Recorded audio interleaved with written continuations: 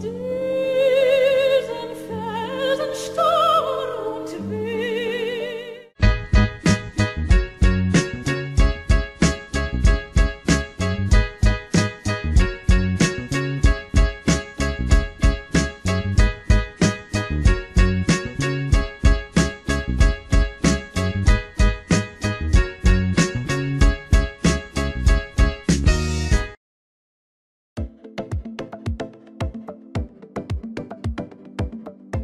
¿Cómo les va? Bienvenidos. Esto es Enfoco y hoy nos vamos a ocupar de lo más genial que tiene la reciente historia de Internet.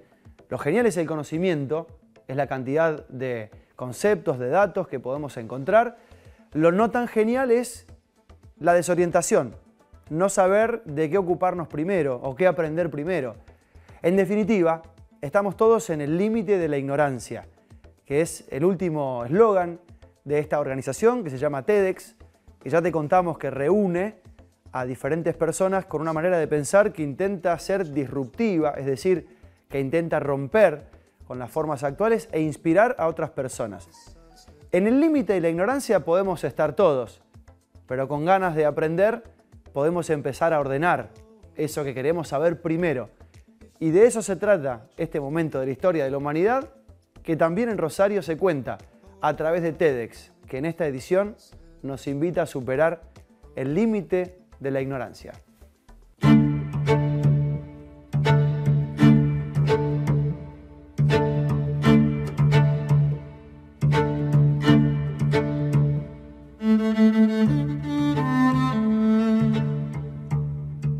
Admitir y enfrentar nuestra ignorancia nos abre muchos mundos posibles, infinitas alternativas para sembrar ideas y abrir caminos hacia lo que no conocemos. Esta fue la propuesta de TEDx Rosario para 2018 y es justamente lo que hoy queremos contarte. Relajarnos y darnos cuenta de que todos estamos al límite de la ignorancia. Darnos cuenta es abrir una nueva puerta. No para salir, sino para que nuevas ideas puedan entrar. Uno podría decir, siguiendo a un gran filósofo francés, Georges Bataille, él decía lo siguiente: entre ustedes que me escuchan y yo que les hablo, lo único que podemos compartir es el abismo que nos separa. Ese abismo es fascinante. Bueno, ¿cuál es el abismo que nos separa? Que no sabemos nada del otro. Y sin embargo, en ese abismo, en el absoluto desconocimiento del otro, hasta uno podría decir de uno mismo, uno nunca termina de conocerse. Allí, en medio de nosotros, hay algo que nos atraviesa y algo que compartimos. Eso que compartimos es la ignorancia. Todos somos igualmente de ignorantes frente al amor, por ejemplo. ¿Quién puede decir, bueno, tengo la receta, la fórmula del amor? Bueno, nadie, ¿no? Entonces todos somos igual de ignorantes.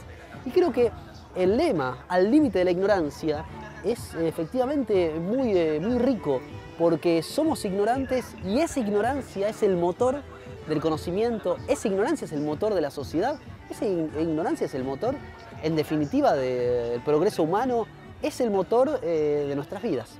Creemos que tenemos certezas y creemos que conocemos, porque efectivamente uno googlea algo, cualquier cosa, y aparece allí, bueno, la respuesta. Y digamos, como bien dijiste, cotidianamente estamos bombardeados de información y esa información muchas veces reafirma cantidad de prejuicios que nosotros tenemos. Pero me parece que la clave allí está en detenernos un momento y empezar a ser conscientes de que no sabemos casi nada, ¿no? Entonces reconocer esa ignorancia que nos constituye, yo lo decía hoy, es un signo de profunda sabiduría. Lo primero que nos viene del otro es, bueno, la sospecha. Y allí yo creo que empezar a poner en tela de discusión nuestras propias creencias, nuestras propias convicciones, nuestros propios prejuicios para con el otro, para con los otros, para con las otras personas, y empezar a revisar muchas veces cómo hemos heredado un montón de estereotipos de la sociedad, de nosotros mismos, y revisarlos. Revisar justamente muchas veces esos mandatos y esas imposiciones. Cuando creemos saberlo todo es cuando impedimos que nos renueve el flujo de ideas que desconocemos. Esto le pasa a la gente ocupada en vivir lo diario, y esto ha pasado en todas las épocas de la historia. Por ignorancia, grandes pensadores buscaron bloquear sus primeras respuestas. Algunos se refugiaron en lo esotérico, en la magia. Como no había una base firme donde pararse, lo sobrenatural fue condenado a ser ocultado. Era una búsqueda espiritual para comprender los mecanismos del universo y poder razonarlos. En todos los grandes pioneros de la ciencia moderna, que se construye entre el siglo XV, XVI, XVII, desde Galileo, Copérnico, el mismo Descartes y después finalmente Newton, que fue el que sintetizó en sus teorías físicas el gran movimiento que se llamó la Revolución Científica. Todos estos personajes que hoy nos parecen, ¿no?, los popes de la ciencia, todos tenían una faceta relacionada con búsquedas esotéricas. Ni hablar de Galileo ni Copérnico, o sea, estaban inspirados en una visión del mundo que después terminaron como construyendo algo completamente distinto. Es notable ese fenómeno, es notable. Entonces, revalorizar eso me parece muy interesante. Las raíces esotéricas en la ciencia moderna, y ni hablar la ciencia contemporánea, es decir, después de Einstein y después de la cuántica, cómo retoma, digamos, el costado, podríamos decir, espiritual de la ciencia, no religioso, espiritual, es decir, la búsqueda de las leyes que animan el universo, la posibilidad de la trascendencia, de tener una visión incluso más humanizada, ¿no? Estas son historias que inspiran, sin ninguna duda, pero también es porque yo creo que la ciencia y el quehacer de los científicos muchas veces se mecanizó en sí misma. Pero en el fondo, el científico y el místico, digamos, el mago, digamos, antiguo, buscaban lo mismo, buscaban explicar el universo, cómo funciona, cómo es, qué es lo que hay detrás de la materia. Entonces, me parece que es muy reparador, podríamos decir, de esta enorme fragmentación y dicotomía que se ha terminado instalando, volver sobre estas dimensiones, ¿no? Como más, bueno, nosotros también la palabra ocultismo la tenemos muy mal conceptuada, me parece muy negativo, esotérico, ni hablar, sigue siendo una cosa, sin embargo, esotérico sí, quiere decir interno, búsqueda del interior, y es interesante darse cuenta que lo que Newton buscaba, los alquimistas buscaban, era poner en resonancia la búsqueda en el mundo exterior con la búsqueda en el mundo interior. Y esto es algo que sigue también vigente, que necesitamos recuperar, porque nos hemos dividido, nos hemos fragmentado, ¿no? Entonces, el dominio de lo interno ha quedado como algo muy privado, en donde no se le da por ahí mucha importancia. Con la ciencia, ya convertida en casi una religión del siglo XXI, ¿podríamos pensar que tiene un valor casi mágico? ¿Hará el hombre ciencia que sea incapaz de explicar como un conjuro, como si fuera magia? Tendríamos que redefinir magia, porque también hay un concepto negativo.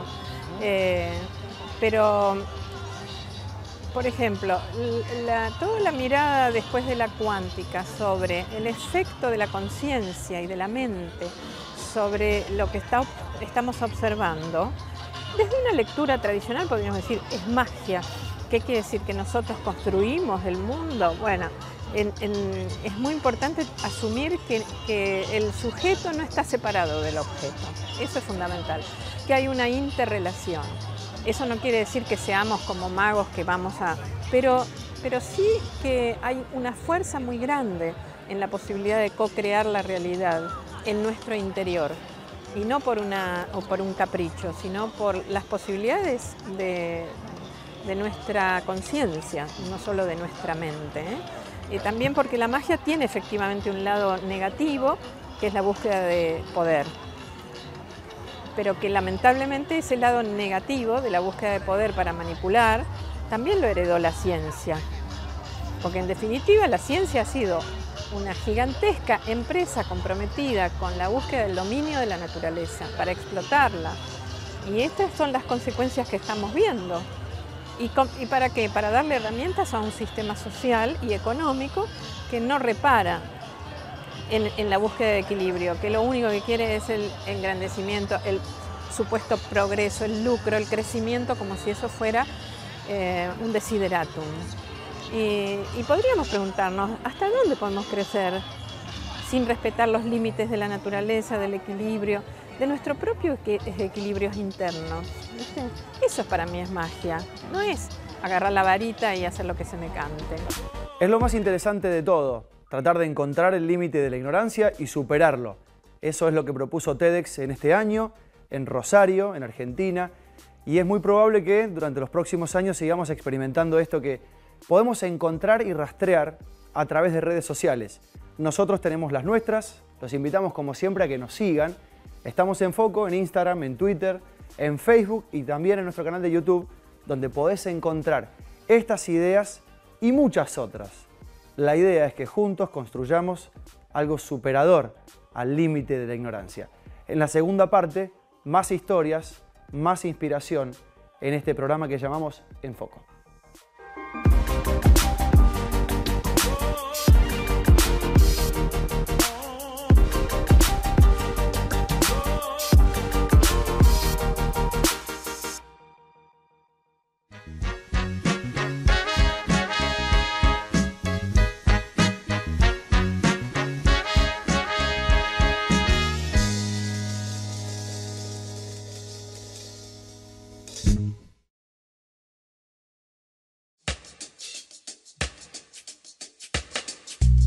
Seguimos aquí para contarte que si hay un límite de ignorancia o un límite de la ignorancia, también lo hay en el sentido de que debemos reconocer que somos ignorantes en parte.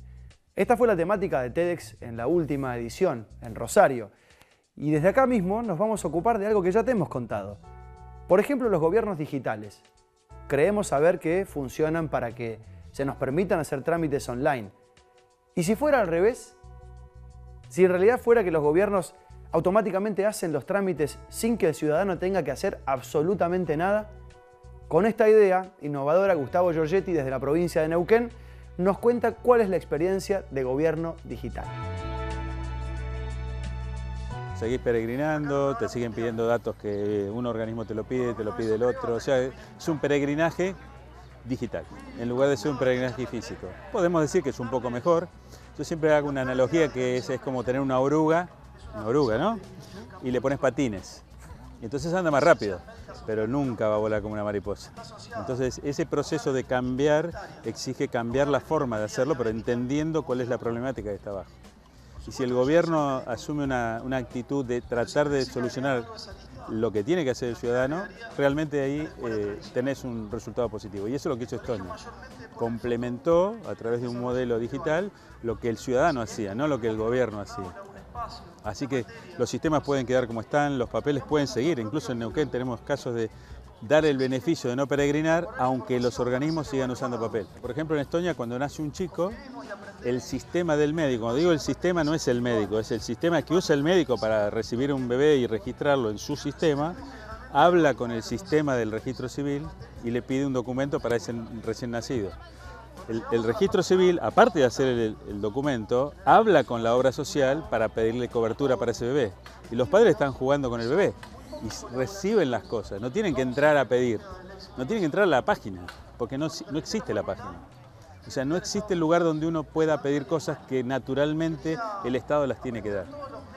Así como tenemos eso, bueno, en Neuquén, por ejemplo, estamos trabajando. Cuando alguien tiene una nueva propiedad, que se registra en el registro de propiedad, que es del Poder Judicial, por ejemplo, automáticamente el registro del Poder Judicial le avisa a Rentas y Catastro que hay una nueva propiedad. No tengo que ir a Rentas a escribirlo, a Catastro a escribirlo.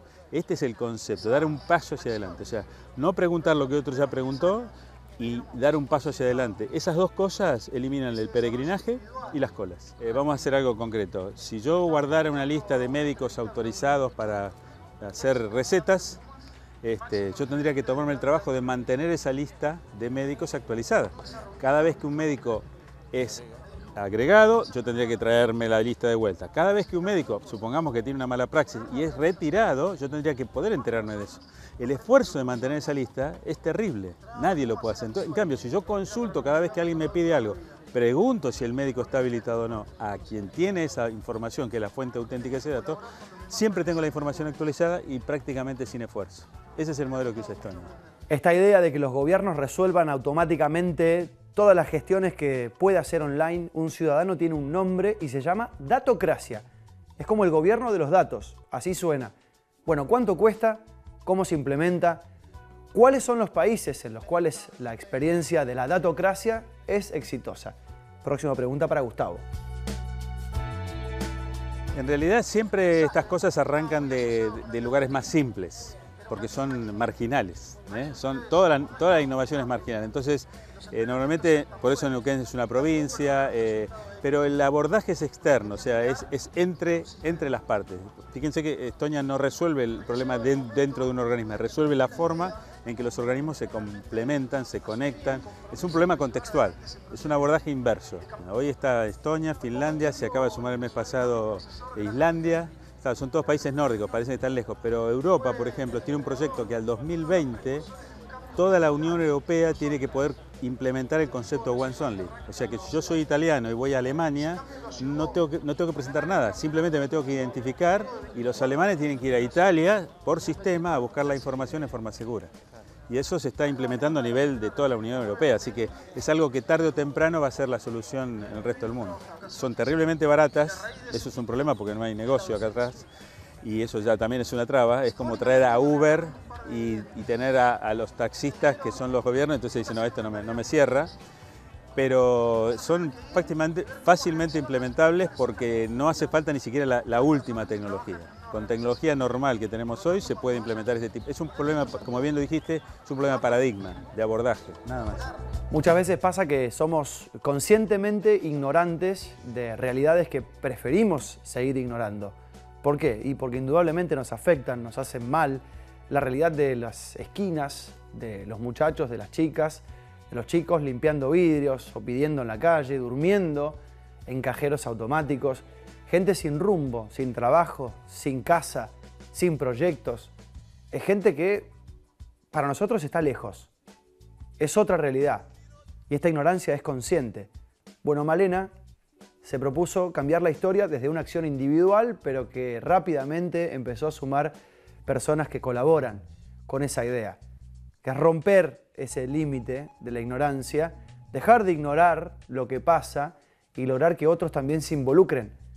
El papá de Malena la pasó muy mal en 2001. Se dio cuenta de lo que era perder trabajo y sumirse en un pozo y no tener rumbo. Y ahora se dedica justamente a todas las personas que no pueden encontrar por sí mismas una salida, empezar a darle herramientas. La historia de Malena. A mí lo que me pasó fue que en la crisis de 2001 mi papá perdió su trabajo y bueno, al perder su trabajo se deprimió, se enfermó, lo perdí y me di cuenta de lo que a las personas les pasa cuando pierden el trabajo. Y en su momento no había podido hacer nada porque era chica y me había llenado de bronca y de odio contra toda la gente que no lo ayudó. Y después me di cuenta que con ese odio no hacía nada. Y agarré y decidí que iba a hacer algo para que no le pase a nadie más. Y sé que le va a pasar a un montón de gente más, pero aunque sea, si hoy sale un chico, sale un chico. Y si mañana sale otro, y si todo el esfuerzo es para un puesto de trabajo más, es un puesto de trabajo más. Para esa persona es importante. Nosotros siempre decimos que como somos privilegiados, tenemos algunas herramientas por vivir bajo techo, por comer, por haber tomado leche en la primera infancia. Entonces nosotros ponemos las herramientas ahí y la persona con esas herramientas toma la decisión de salvarse a sí misma. Y ahí nos parece mucho más recíproco, porque si no, viste, pareciera que todo lo hacemos nosotros y la persona pone un montón de su parte. Pero sí, si hoy podemos generar herramientas para una persona, es una persona. Junto con mi esposo Nahuel creamos Multipolar, que es una organización que intenta que personas que viven en situación de extrema vulnerabilidad social, personas que viven en la calle, que salieron de la cárcel, que vienen de consumo de Paco, personas migrantes, puedan salir adelante a través del trabajo decente. Así que eso es lo que hacemos. una pavada, digamos. Sí, no está fácil, la verdad es que es complicado porque para cualquier persona creo que es complicado conseguir trabajo, enfrentarse a los nervios de una entrevista, pero hay algunas que no tienen nada, no tienen recursos ni propios ni los recursos materiales, entonces se les complica mucho más. Ignorancia también es estereotipar, pensar que conocemos o podemos intuir la realidad que está de aquel lado que no conocemos, en personas que nos parece que están fuera del sistema. Esa es la pregunta que le hacíamos a Malena. ¿Con qué se encuentra cuando hay personas que van y acuden en su ayuda a través de su organización no gubernamental? Y ella cuenta, ¿cuál es el tipo de personas que necesita ayuda? A veces vienen del lugar menos pensado.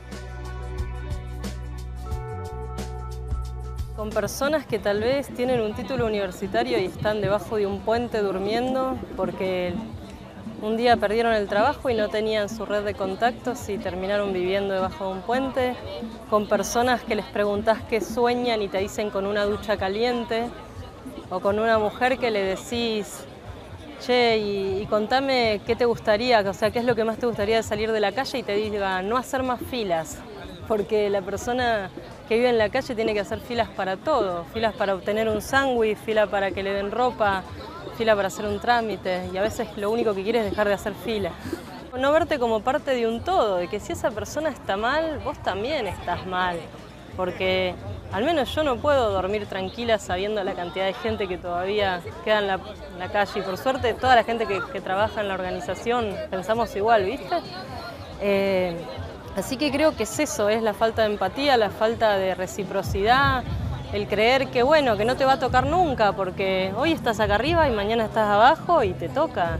Y ahí muchas veces la gente se hace un poco más empática. Primero que tenemos un país maravilloso, gente muy solidaria. Hay gente muy solidaria, hay gente que es totalmente indiferente, pero creo que hay mucha más gente que es solidaria. A veces las personas no saben qué hacer. Nos está pasando últimamente que nos preguntan muchísimo cómo puedo ayudar, en qué, vecinos. Y a veces las personas creen que se tienen que ir a hacer lo mismo, exactamente lo mismo, que tienen que ir a hablar con las personas que están en la calle. Y les decimos, no, vos aportá desde donde puedas, desde tu saber, desde lo que tenés, desde lo que podés dar, según tus tiempos, según tus posibilidades. Todas las personas pueden hacer algo y eso está bueno. Una vez más, lo interesante es el camino de regreso o el camino diferente trazado a partir de la acción concreta, de ayudar, de dar herramientas, de abrirse a otras personas. Es un denominador común y un tema muy recurrente en este programa. Y para Malena es un trabajo de todos los días. Así que esa es la pregunta y es lo más interesante de escuchar. ¿Cuál es la respuesta de las personas que reciben este tipo de ayuda? Siente que puede dar la batalla, ¿no? Porque muchas veces queremos que las personas salgan adelante o vayan a trabajar y no tienen con qué, o sea, las mandamos. Viste que hay una frase que dice que a la persona no hay que darle la caña, sino que no hay que darle pescado, que hay que enseñarle a pescar. Y a veces a las personas que están en la calle les enseñás a pescar, pero no hay agua, no hay muelle, no hay pescado, no hay nada. Entonces cuando generás esas condiciones, sienten que tienen para empezar y que dan un pasito y ponele que les sale bien. Entonces quieren dar otro y se envalentonan. Y después terminan acercándose nuevamente a sus familias o decidiendo, bueno, ahora sí que estoy bajo techo, voy a estudiar o terminar el secundario, pero es paso a paso. Creo que muchísima gente está tomando conciencia, pero que todavía falta un poquito dejar de jugar al límite de la ignorancia, ¿no?